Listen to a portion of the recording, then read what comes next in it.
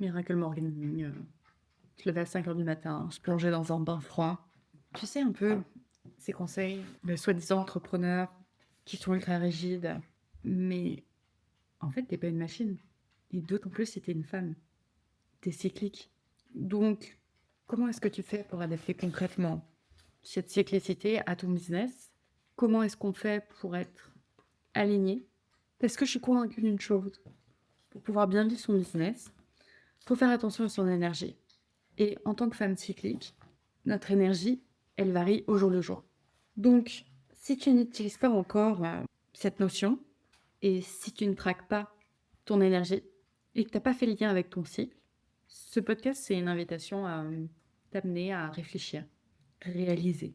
Pour te raconter une petite histoire, au mois de mars 2026, j'avais prévu un lancement, je m'étais fixé une date.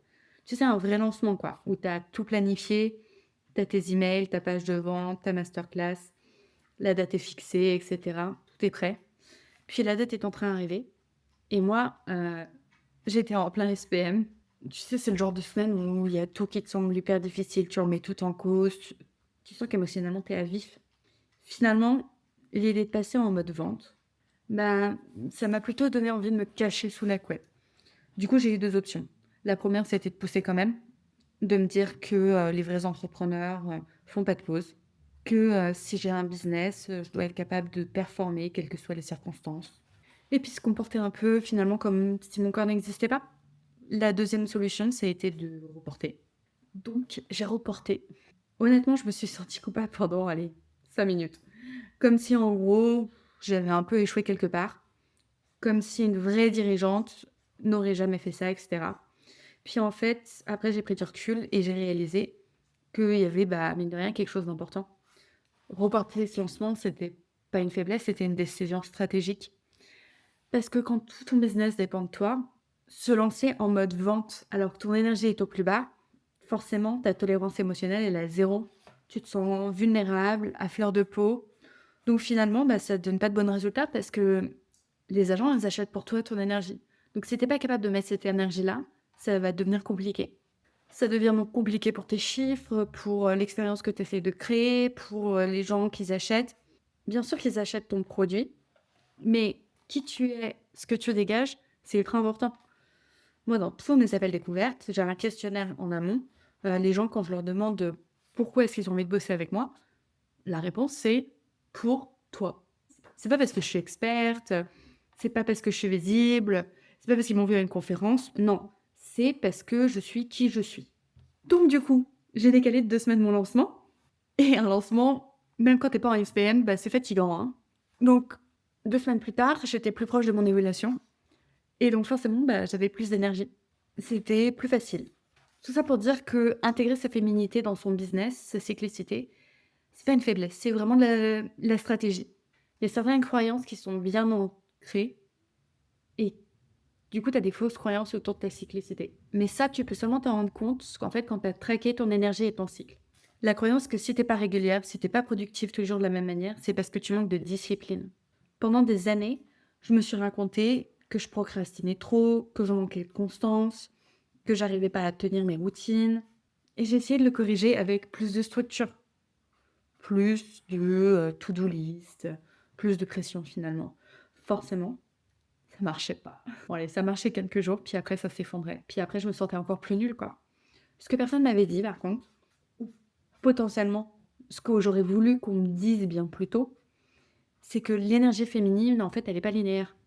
On fonctionne pas sur un cycle de 24 heures comme les hommes. On fonctionne sur un cycle de 28 jours ou même plus long. Donc, dans ce cycle de 28 jours, on traverse 4 phases très distinctes avec des niveaux d'énergie, de concentration, de créativité, de sociabilité qui sont différentes. Je me suis un peu penchée sur les différentes études qu'il y avait pour essayer de comprendre.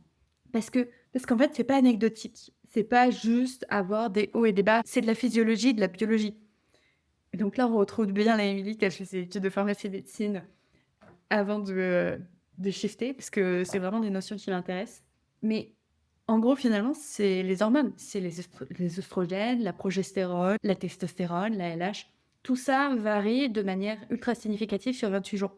Donc, forcément, ça influence la manière notre cerveau, notre humeur, notre tolérance au stress, notre capacité de concentration et même, en fait, notre appétit pour la connexion sociale. Et des fois, tu as pas envie et des fois, en fait, bah, c'est normal. Les études en neurosciences, elles ont montré que les femmes ont une activité cérébrale qui est différente suivant, le cycle. Donc la mémoire, la créativité, l'empathie, tout ça, ça va changer. C'est pas des caprices, c'est juste des réalités biologiques. Mais même toi, en tant que femme, tu as l'impression d'être linéaire. Allez, tu as peut-être 1 ou 2 moments dans le mois où tu vas te dire: «Là, je suis de mauvaise humeur» ou «J'ai envie de me plaindre» et cetera. Là, j'ai des doutes, mais c'est des grosses variations d'hormones, ces moments-là. Les plus petites, celles qui ont lieu au jour le jour, on s'en rend pas compte. Si ton business, il ignore complètement ça, si tu demandes d'être identique et performant 365 jours par an, 28 jours sur 28, eh ben, tu passes la majorité partie de ton temps à te battre contre ta propre biologie. Donc forcément, c'est épuisant et totalement inutile. Je voudrais te décrire un peu les signes que j'ai notés quand je regardais les études.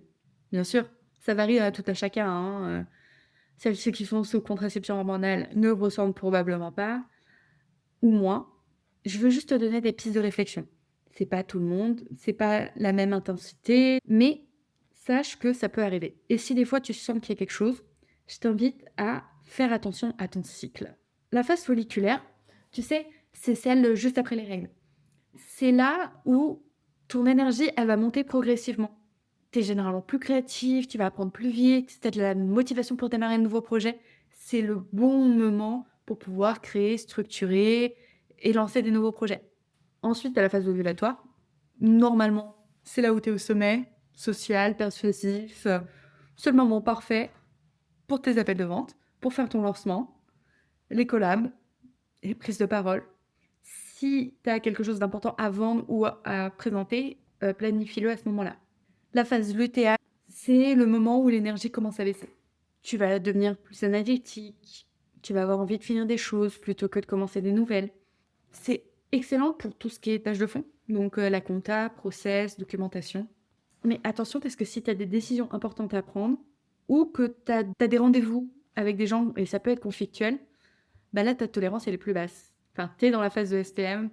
Si tu as pris des décisions la semaine avant et que tout d'un coup tu as des doutes, regarde où est-ce que tu en es dans ton cycle. Ensuite, on a la phase menstruelle. C'est le moment de repli. Tu sais, le moment où finalement tu as envie de voir personne, tu as envie de rester sous la couette. Donc tu peux faire tes bilans, la réflexion stratégique, les tâches simples, des décisions un peu de fond, tu vois. Pas le moment pour te lancer dans un sprint de visibilité. Là, tu évites. Est-ce que tu vois un peu où est-ce que je veux en venir? Si tu essaies de performer de la même manière tout au long de ces 4 phases, bah, finalement, ton cycle, tu vas forcément avoir des semaines où tu vas être à fond et des semaines où tu vas être à la traîne. Au lieu de culpabiliser, tu vas comprendre que c'est physiologique, que c'est normal. Donc tu vas arrêter de culpabiliser. Donc généralement, on est plus sur un manque d'information, d'introspection et de connexion entre ces données que tu as finalement. La deuxième erreur que moi j'ai faite pendant longtemps et que je vois chez beaucoup d'entrepreneurs, c'est que je faisais des bilans. J'en fais toujours tous les mois, hein. J'en faisais régulièrement, mensuels, etc. Donc, ce moment où tu fais tes revues d'objectifs, quand tu notes tes chiffres, tes résultats, ce qui a bien marché ou pas, ok. Mais ce qui manquait, c'est cet aspect énergie en fait. Parce que tu te demandes jamais, est-ce que cette semaine, c'est mal passé niveau productivité? Est-ce que en fait, je suis en phase UTM? Est-ce que je m'étais programmé un lancement et en fait, c'est tombé pendant mes règles?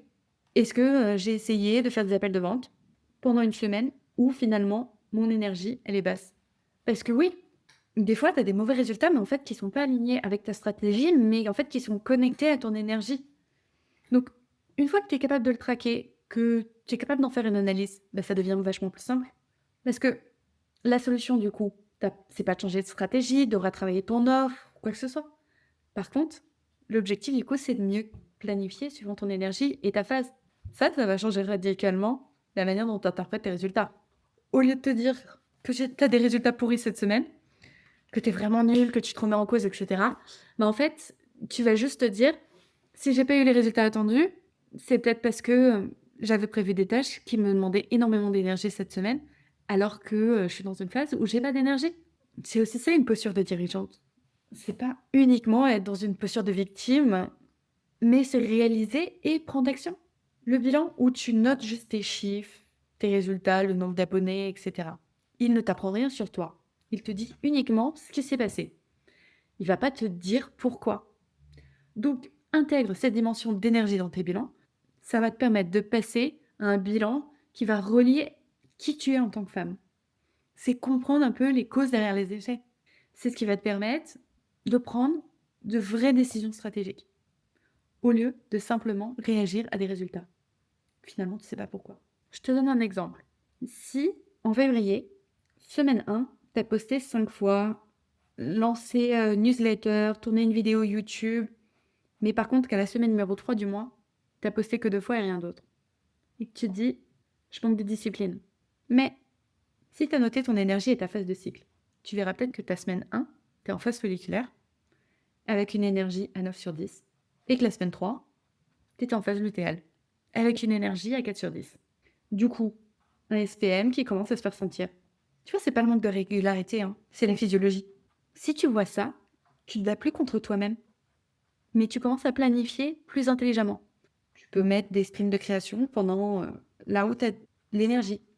Tu as des semaines de repli avec des tâches qui ne te demandent pas toute ton énergie. Donc avant de réaliser ça, j'avais énormément de culpabilité. La culpabilité de ne pas travailler assez certaines semaines, la culpabilité de ne pas être assez productive ou aussi productive que j'imaginais pouvoir l'être, la culpabilité de devoir reporter des choses que j'avais planifiées, et la culpabilité, bah, ça coûte de l'énergie, hein. Énormément d'énergie. C'est un peu comme une fuite d'eau dans tes tuyaux, alors que ta facture d'eau augmente, mais tu ne sais pas d'où vient la fuite. La fuite, elle est invisible dans ton système, mais ça te coûte cher. Finalement, quand tu passes du temps à repenser, quand tu passes du temps à te sentir inutile, à douter de toi, à te demander si tu es fait pour l'entrepreneuriat, bah du coup, tu n'utilises pas cette énergie pour construire quelque chose. Je pense à toutes les heures que j'ai passées à réfléchir, à comparer à d'autres, certaines personnes qui semblaient plus constantes, plus productives. Finalement, je me demandais qu'est-ce qu'elles avaient que moi j'avais pas. Puis j'ai compris. La vraie question à me poser, c'était pas pourquoi elles y arrivaient pas moi. C'était est-ce que je construis un business qui me respecte et qui respecte mon fonctionnement? La réponse a clairement été non. Je construisais un business comme si j'étais une machine. Tous les lundis, on fait ça, tous les mardis, on fait ça, etc. Et c'est normal, on est dans un monde patriarcal, donc on n'en parle pas. Les hommes ne réalisent même pas cette phase-là. La plupart des conseils business, en plus, sont donnés par des hommes. Donc, moi, je veux pas réussir comme un homme, je veux réussir comme une femme. Construire son business comme un homme, c'est pas vous critiquer les hommes, hein, d'accord? Mais je parle de l'énergie masculine. Ça va être avoir les mêmes attentes chaque semaine, les mêmes objectifs chaque mois, indépendant de ton état, de ton énergie et de ce que ton corps traverse. Globalement, dès que j'ai arrêté ça, et donc dès que j'ai commencé à travailler avec mon énergie et non pas contre elle, bah, quelque chose a changé. Alors, c'était pas magique, hein, pas du jour au lendemain, mais bel et bien progressivement. La culpabilité déjà a commencé à disparaître, parce que du coup, tu comprends pourquoi certaines semaines sont plus difficiles que d'autres. Du coup, tu es capable, tu vois, d'accueillir l'information. Quand la culpabilité, elle disparaît, alors l'énergie, elle se libère. Et cette énergie, tu peux la mettre dans ton business, dans ta stratégie, dans ce qui compte vraiment. Tu as moins de culpabilité et plus de résultats. Je te parle pas d'une formule marketing, là, hein. Je te parle de comment moi j'ai vécu les choses et de ce que je vois chez mes clientes. Parce que forcément, la clarté stratégique, elle arrive quand tu n'es plus dans le mode survie. Quand tu te bats plus contre ta propre énergie, tu es en mode réaction permanente à éteindre les feux. Mode pompier, toujours à courir après les prochains clients, etc. Alors que quand tu travailles ton énergie, tu as des semaines où tu es en réflexion profonde et tu as des semaines d'action. Du coup, tu commences à piloter ton business différemment, avec de la stratégie, pas juste de l'exécution. Donc, si ton énergie varie, bah, ton business, il doit être construit pour fonctionner même quand tu n'es pas à 100%. Et là, on parle d'architecture, de système, d'écosystème. Je vais te partager quelques axes concrets quand même pour commencer à intégrer tout ça. Donc, la première chose, c'est déjà, donc pour pouvoir commencer à intégrer tout ça. La première, bah, c'est d'observer avant d'agir, hein. Donc, pendant 1 ou 2 cycles, note simplement chaque jour quelle est ton énergie de 1 à 10. Qu'est-ce qui t'a semblé facile aujourd'hui? Qu'est-ce qui t'a semblé lourd ou difficile?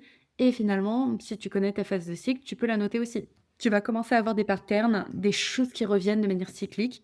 Tu vas avoir des semaines où tu vas être naturellement plus dans la création et d'autres où tu vas avoir envie de creuser, d'analyser, de réfléchir. Tu vas avoir certaines semaines où ça va te sembler ultra difficile et forcer, en fait, ça va rien t'apporter. Donc je te promets, une fois que tu commences à voir ces patterns, bah, tu vas plus pouvoir les ignorer parce que ça va éclairer tellement de choses que tu comprenais pas avant. La deuxième chose, c'est planifier par type de tâche plutôt que par quantité de tâches. Donc, au lieu de dire que je vais faire X heures de travail cette semaine, demande-toi plutôt quelles sont les tâches à haute énergie et basse énergie dans ton business. Tout ce qui est à haute énergie, ça peut être, par exemple, faire des lives, des appels de vente, créer du contenu, des lancements, certaines collaborations, des prises de parole. Ce sont des tâches que qui demandent que tu sois à fond émotionnellement et mentalement. Les tâches à basse énergie, par contre, ça va être tout ce qui va être genre répondre aux emails, la compta, l'administratif, mettre à jour une bibliothèque de ressources, faire de la veille, faire des templates, relire des docs, planifier ton contenu à l'avance. Ça, en fait, c'est des tâches qui sont utiles, mais qui demandent beaucoup moins d'énergie.